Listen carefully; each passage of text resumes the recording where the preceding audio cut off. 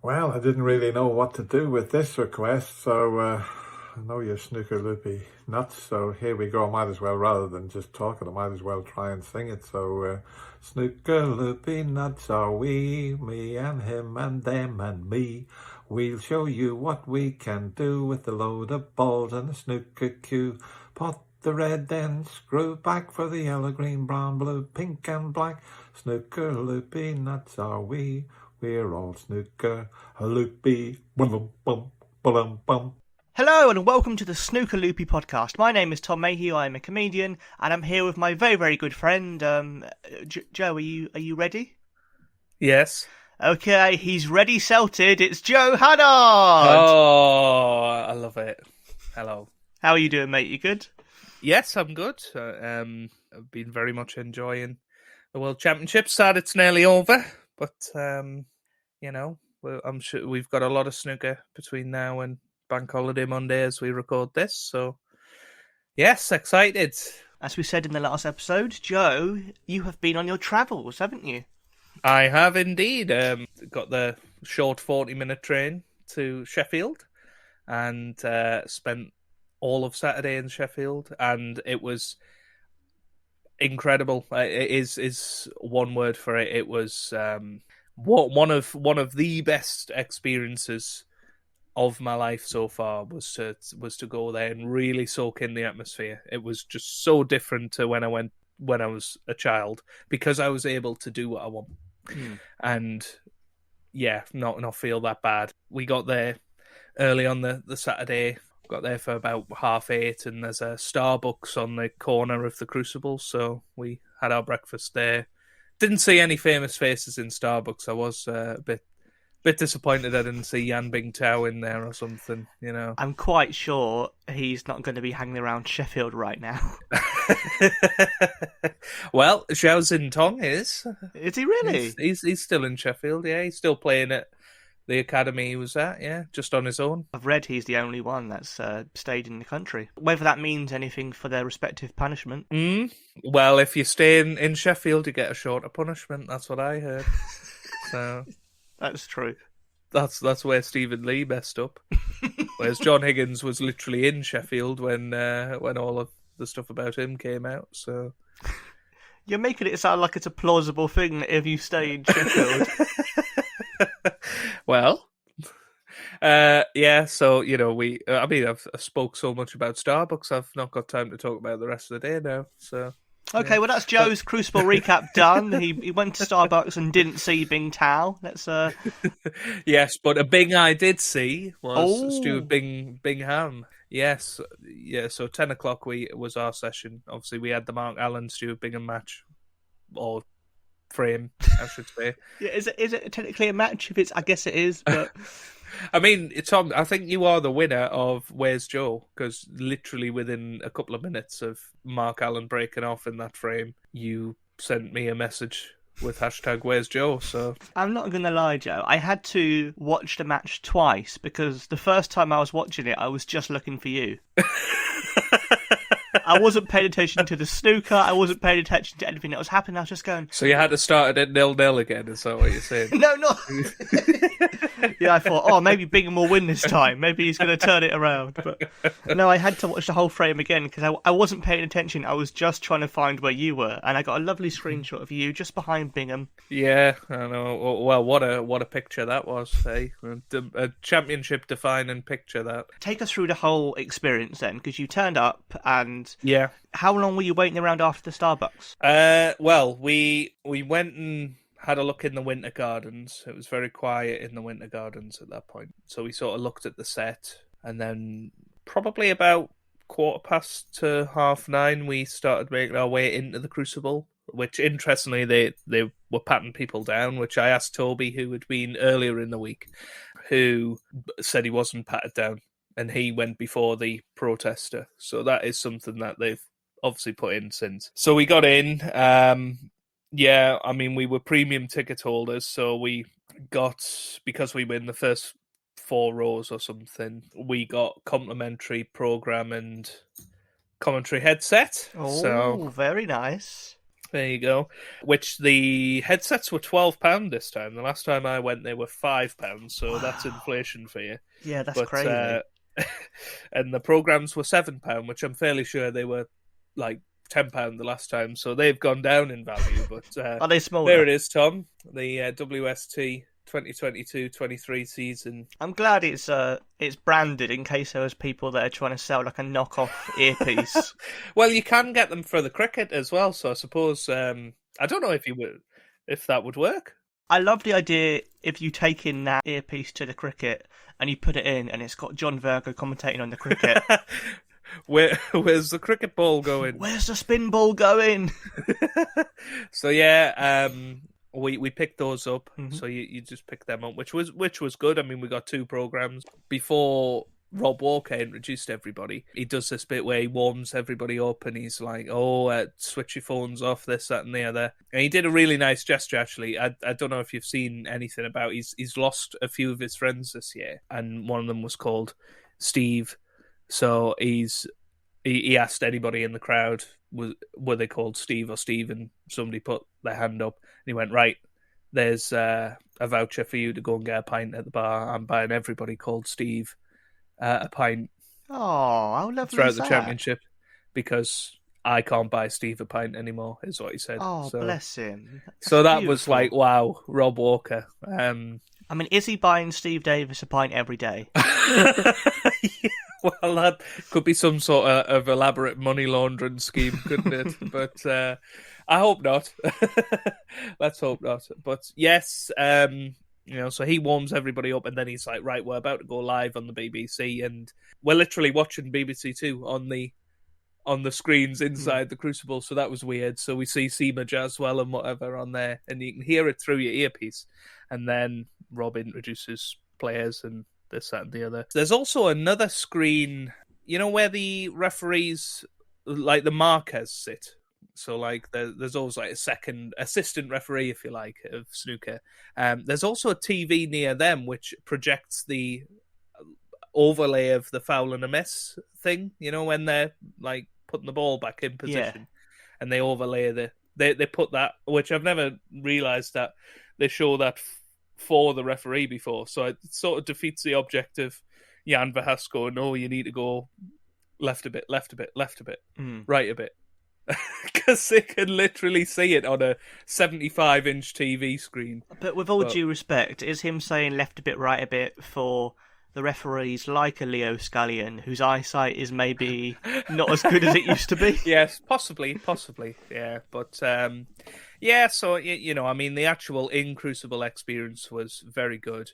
We went and looked at the merchandise before going in. Bum. The merchandise stall, very interesting things there. They're still selling World Snooker Championship 2011, which I find hilarious. Surely, Joe, World Championship Snooker 2011. It's a game that's 12 years old on 2 generations of console ago. So surely, I imagine it's fairly cheap. What is it, a £5? 30 quid. 30 quid? Yeah. I mean, that's Yeah. incredible, isn't it? Like, I know. Well, it was the same price as Snooker 19. That's what got me. That tickled me. So yeah, that was there. There were Q towels. I bought a Q towel. That was quite cool because it's got the WST logo on it.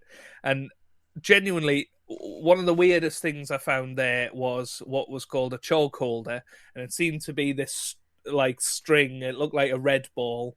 And it had a little chalk-sized hole in it, and I have no idea what use you would have for that, and I couldn't justify spending £8 on it, so I just didn't. However, I did buy a ball marker, a referee's ball marker.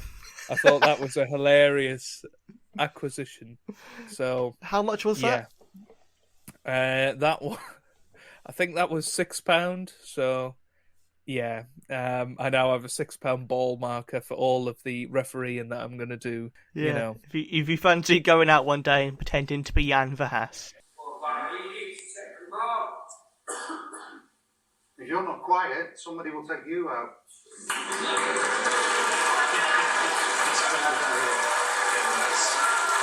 How much did you spend in total?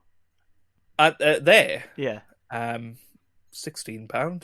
Oh, I thought you were going to go £700. No, I didn't. I didn't go silly with it. Nah, there wasn't anything that I really, really wanted. I just wanted a couple of little mementos like the ball marker. I was going to buy the chalk holder simply to have Cue the Laughter. Well, I'm looking forward to what you have for Cue the Laughter now. Well, I guess the ball marker is me Cue the Laughter. So sorry, folks. There you go. Cue the Laughter done. That was a quick section. They didn't even realise it was happening, and it's done. Yeah, and the t-shirts were cool, but they didn't really have good sizes in them, really. So, but no, overall it was a very good experience at the Crucible, and by 2:00 you've got the rest of the day ahead of you. And I really would recommend, if you go, do the morning session, because then you get to spend the whole day in Sheffield and really soak up that atmosphere. I mean, as you know, we went to the Ronnie O'Sullivan shop because it was a meet and greet with the ball run himself, and I mean that was cool. That was probably the highlight of the day, actually. Going into that shop, there was good things in there. I bought a T-shirt in there because there was a deal where if you spend £20 or more in Ronnie's shop, then you got a free signed snooker ball off Stuart Bingham. Oh, lovely. Yeah, I mean, Stuart Bingham walked in, and he looked directly at me and was like, "You all right?" Oh, amazing! As he walked into the shop, and well, that was nice. And then we did you fanboy a bit? Did you go, Stuart Bingham? You know what? I didn't quite, but it was surreal. It was surreal that he was just there and walked in and. Yeah, it was just weird. I suppose it's the best way I can describe it. And we had to queue up and whatever to do the photo and get the signed snooker ball. But we went up to him, got a picture, took it. It wasn't a chat. It was very quick. It was like right next, and got a few photos with him. And he insisted that, because I went with my partner, he insisted. No, both of you can have a red snooker ball. So we've got a set of Stuart Bingham snooker balls, which I don't know if you can see, Tom, in the background. Yeah, I can. That's amazing. There they are. So, and then I'd forgotten to get my program signed. So I went back in the queue and said, "Oh, can I get my program signed?" He signed that for me as well. So I've got a signed Stuart Bingham program. Oh, fantastic! To give away to our viewers. No, I'm only joking. They all got so excited for a second. Yeah. So that was amazing. Some really good photos with Stuart there as well. But it wasn't that busy. And this next story, it is hilarious, right? So Ronnie's shop is probably a 30-second walk from the stage door of the Crucible. So that's around the back where the players go in and out. So we've seen a big crowd around there. Obviously, Ronnie was playing at 2:30, so people were anticipating Ronnie turning up. So yeah, I seen Mark Selby come out with there's Vicky. So I nearly asked Vicky for a photo. But like literally, right? There's this crowd of people here. Nobody budges for Mark Selby. Like literally nobody. Okay. Wow. Not a single person goes, "Mark, can I have a photo?" And he just walks down past Ronnie O'Sullivan's shop where Stuart Bingham is sat. And he's still he's walking on. And then we've seen Joe Perry come out of the stage door and he's walking up towards the Winter Gardens. Did the crowd go wild? Not really. And then I seen Jan Verhaas and Rob Spencer having a cigarette. but Jan Verhaas, what a sport. There was a little kid, probably about 7, 8. He's going, Jan. And so Jan comes over to the railings and he comes around and he's like, "Give me a high five." And you proper crouches down. Big, tall Jan Verhaas crouches down, has a proper photo with him and has a proper chat to like the crowd around there. And I was like, wow. Because I wouldn't have expected, like Jan's a nice guy, but I wouldn't have expected him to be chatty with people. And then the next thing I know, so it's sort of a road and we're on one side of the crossing and the crowd, the horde is on the other side. So anyway, out the corner of my eye, I'm like, "Oh, is that Stephen Hendry?" And Stephen Hendry's walking down. I'm like, I recognised him because he was in his rubbish bin outfit. But, No, he wasn't. He wasn't really. Can I hear my old man's a dustman in the distance? Yeah, so he's walking down. I'm like Rachel, I have to go and try and get a photo with Stephen Hendry. And, he's stopping for everybody. Anyway, typical when it gets to me, there's this woman with a digital camera and she's like shoving it in our faces, like, take a picture of me with Stephen. And he's like, you've got the picture. He looks rather disturbed. But anyway, there's a lovely picture of Joe next to Stephen Hendry. And Stephen Hendry looks like he has just listened to our podcast talking about his singing. Yeah, I did say, Stephen, you're rubbish. But he didn't take too kindly to that. But, did you ask him if he'd record Where's the Cue All Going?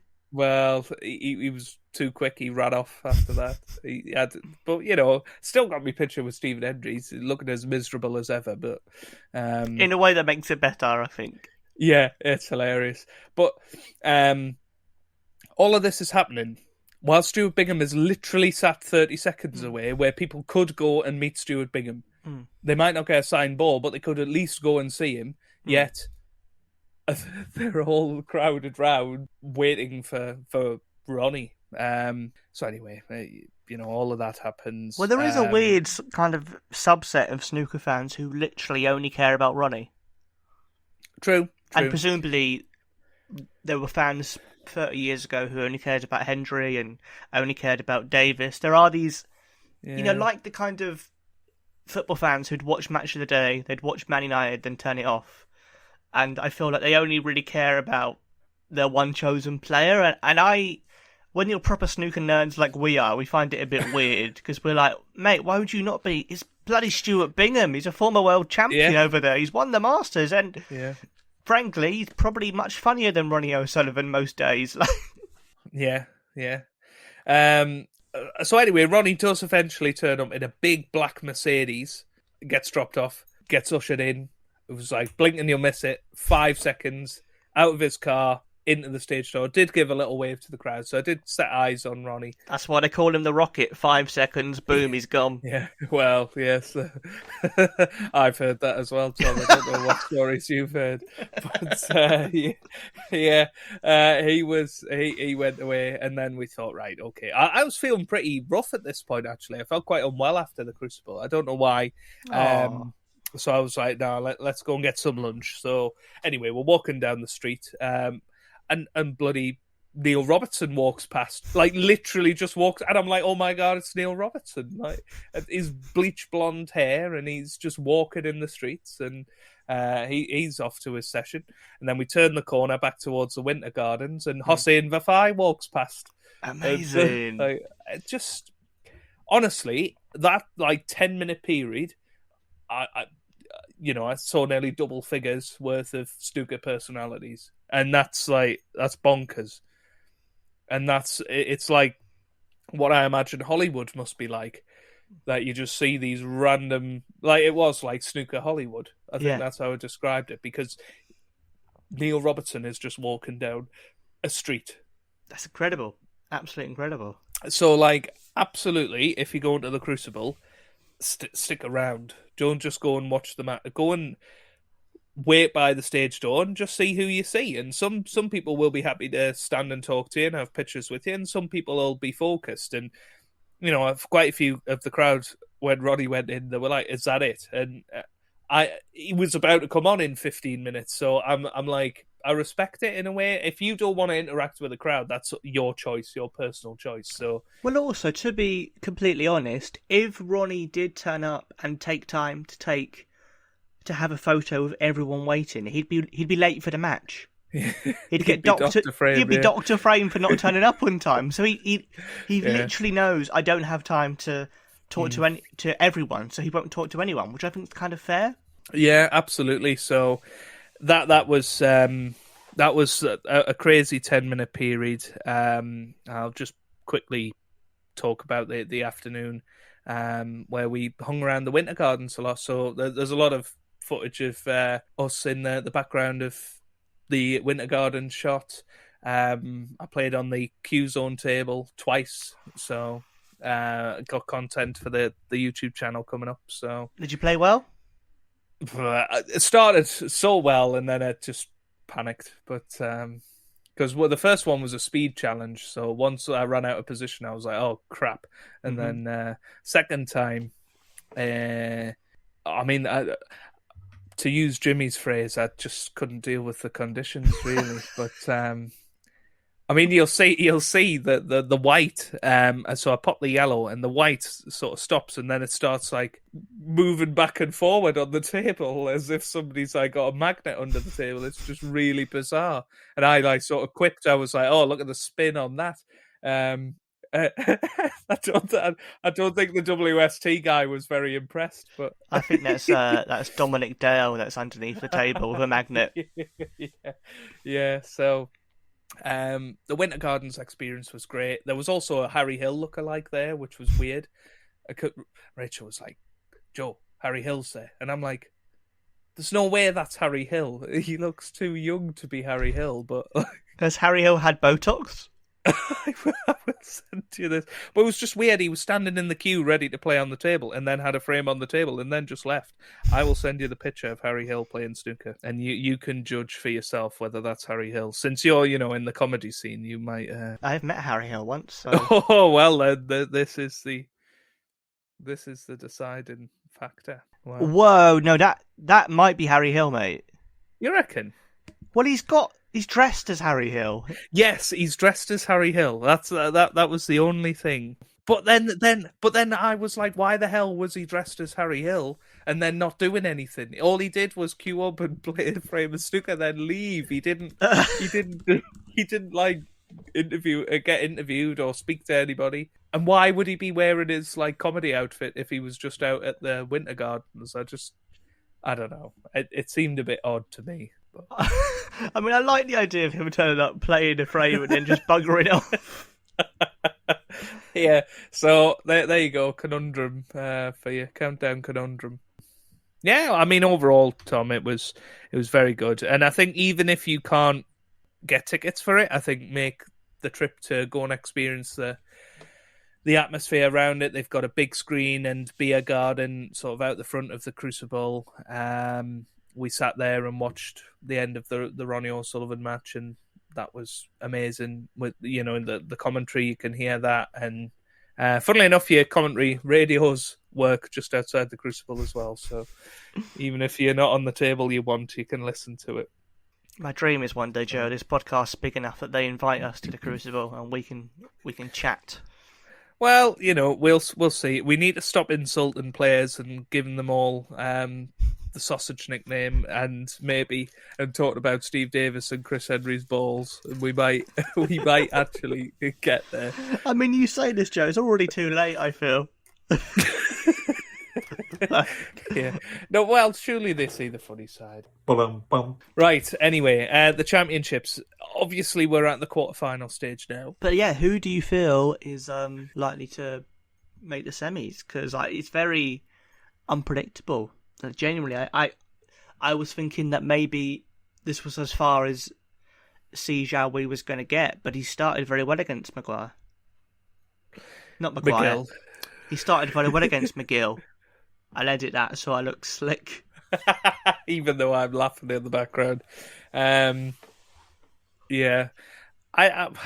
McGill has played very well so far this tournament, but he wasn't very convincing yesterday against Lazowski, so I wonder if he's peaked too soon. Maybe like Robertson did, potentially like John Higgins might have. I think you always want to peak in probably around the semi-final, really. So, McGill can't play any better than he did when we went to see him. So, yeah, C's got as good a chance as any, to get through the semis. But McGill will see that as well. It's the first time he's probably been a favourite for a match. So that's a different pressure. I think Ronnie's a hot favourite to get to the final at this point. Just his interviews and the way he's playing, he seems like he wants it. So usually when Ronnie wants something, he gets it. So I'd be very, very surprised if he didn't get to the final. On the other side of the draw, obviously, you've got Mark Allen and Jack Jones. And I thought maybe Jack Jones had got as far as he'd got, a bit like you did with C. But again, he started very well against Mark Allen. Again, I'm not that convinced about Mark Allen. I know lots of people are raving about him, but I'm not 100% convinced he's at his best. And I think the likes of Jack Jones is somebody that could beat Mark Allen. I think he's actually more likely to get beat by Jack Jones than Mark Selby, for instance. Well, I think it's that thing where everyone talks about Mark Allen being, the player of the season, but it can be a thing sometimes, like with, I would say, Robert Milkins, where he had a very good season, but then when it came to the World Championship, he just looked a bit burnt out and wasn't on it, and played probably his worst match of the season because he was probably just shattered from having played in so many matches. Yeah, absolutely. I can't see him winning it, I've got to be honest. I know a lot of people are tipping him, but I think whoever he comes up against in the semi-final, I don't think he's going to beat them over 33 frames. So, yeah, I mean, for me, I just can't see anything different from a Ronnie John Higgins final. And weirdly, I can't see... I see Jack Jones getting to the semi-final if he can hold himself together. But that would be a huge payday for him. I mean, that would be $100,000, wouldn't it, for Jack Jones? If he does win, he will halve his ranking from 52 to 26, and you can't often say that, can you? So, I mean, C's already into the top 64. He's done well there. If C won, he would won the whole thing. He'd be the youngest world champion ever. Yes, yeah. And he'd be up to number 6 in the world, I think. Which would be pretty massive, wouldn't it? He'd also be the lowest ranked world champion ever. Yes, I think that current honour is Sean Murphy, isn't he? He was something like number 52, I think. So, as if Sean needed another reason to have a rivalry with C at this point. Yeah, it's just bonkers, isn't it? But yeah, what do you think, Tom? What are your thoughts on it? I still fancy Mark Allen to reach the final, or at least the semis. I just feel like he will find another gear, even though I wouldn't mind Jack Jones beating him, even though I've backed Allen to win it. It's so exciting to have two real underdogs turn up and play so well. It's the first time since Sean Murphy where it's really felt like, oh, okay, people have qualified and sort of unknown names. I know people like Bingham have been qualifiers and done well, but it's the first time in recent memory I've gone, oh wow, someone's qualified as a debutant and they're having a proper go and they look like they could beat the world number 3, which is brilliant. It's brilliant to watch. It's and so it would be nice to see at least one of them get through to the semis, I think, if they could manage it. But I do think, I just feel like Ronnie Higgins, as you say, it's written in the stars. it just feels like it's going to happen. So yeah, I think I'd agree with you. That might be the final. I mean, what a match that would be. You know, because Higgins will be well up for... He won't buckle at the sight of Ronnie wanting to win 8 titles. I think a Mark Allen potentially would. And I definitely think other players would. Selby and Higgins are the ones where you say they're not going to care because they want 5 themselves. So, shall we cue the music, Joe? Yes, cue the music, Tom. So this episode's Cue the Music is a sequel or a follow-up to Snooker Loopy. It's part of the same universe, I suppose. This is the Romford Rap. Any early opinions on this show? Again, heard of it, aware of it, don't remember it. But it's by Chaz and Dave again, isn't it? By Chaz and Dave and the Matchroom Mob once again. Yeah. Far less successful than Snooker Loopy, only reached number 95 in the charts. Well, how dare they? And this one featured Chaz and Dave, obviously, with Steve Davis, Jimmy White, Willie Fawn, Dennis Taylor, Tony Mayo, Neil Folds, and Terry Griffiths. Shall we have a listen? Mm-hmm. Now split up the bugles, and if you're lucky, mate, you might sky a newlywed. Then if you can't see your way to put the chimney, try to sink the kitchen instead. Now and again you get an awkward one, and a Georgie is required to try to sky another newlywed, or any bugle that's desired. Well. What have you just made me watch, Tom? It's bizarre, isn't it? It's Absolutely bizarre. The dropping quality, I would say. The Romford crap, I would call it. I love that. The Romford crap, yeah. But it's just a bit bizarre, really. I just love that these snooker players were apparently sex symbols. Like, who is going around going, oh, I want a bit of Terry Griff, you know? Again, I think what it lacks is the snooker theming. I think that's what was so good about Snooker, Loopy. And there is snooker theme in it, obviously, the yellow, green, brown, blue, pink, and black.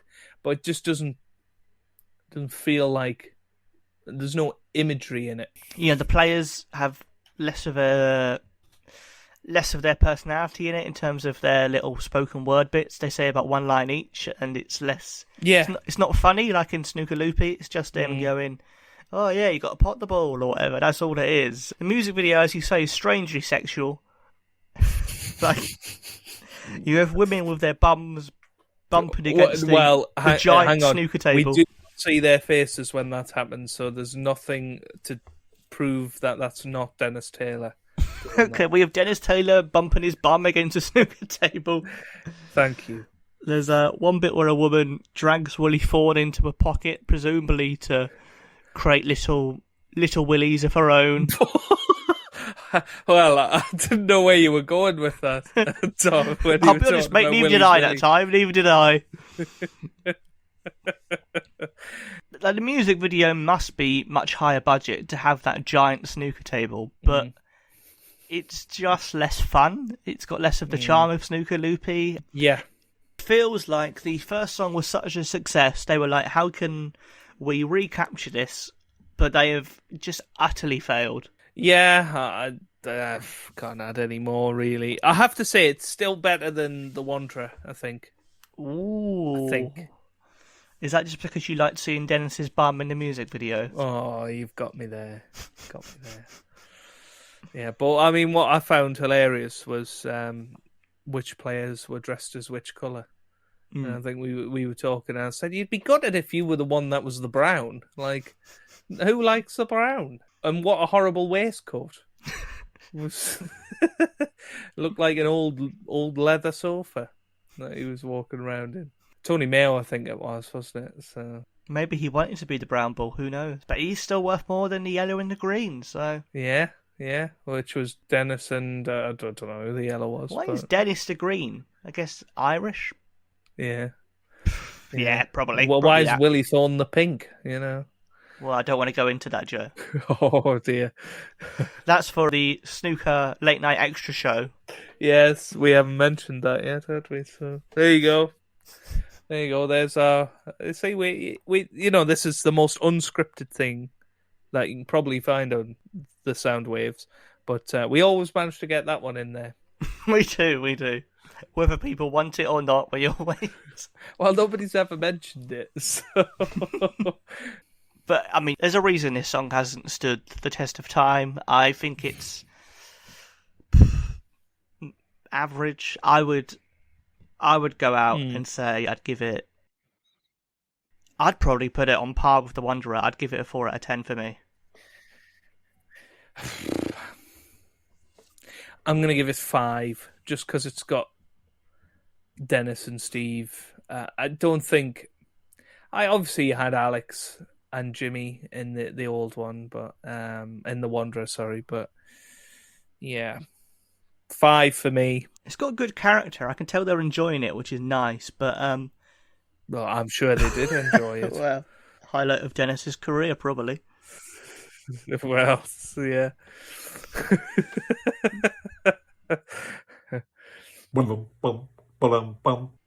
Right, we should wrap it up, Joe, because we are rapidly in our time coming close to the start of another session of snooker. But thank you very much for joining me. Absolutely, and thanks for having me, Tom. I'm sure we'll be talking about the Worlds many more times before it's done. Will it be? I'm trying to work out what day the quarters end. Well, Thursday, do they end?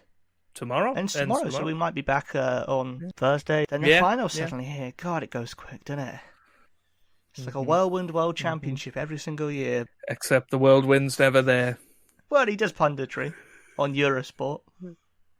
Yeah, I suppose he does try and qualify. He's always in the qualifiers. He's been in the qualifiers every year for the past 46 years or something stupid like that, I think. But thank you very much, Joe. Enjoy the rest of the snooker. Yes, you too, Tom, and obviously to everybody at home.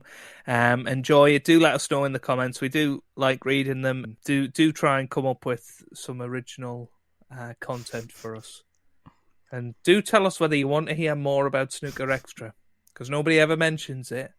And Joe is trying to finance it at the moment. He's desperately trying to raise the funds to make it a TV show. Yeah. Well, Tom, you've had series on the BBC before, so I think we can make this happen. Oh, it's on me, is it? Oh, fair enough. Okay. Yeah.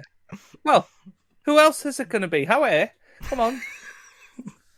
There we go. Look out for that soon. Please do also comment if you've been to the Crucible and found anything weird that you think we can talk about. Let us know, and we'll catch you very soon. Bye-bye.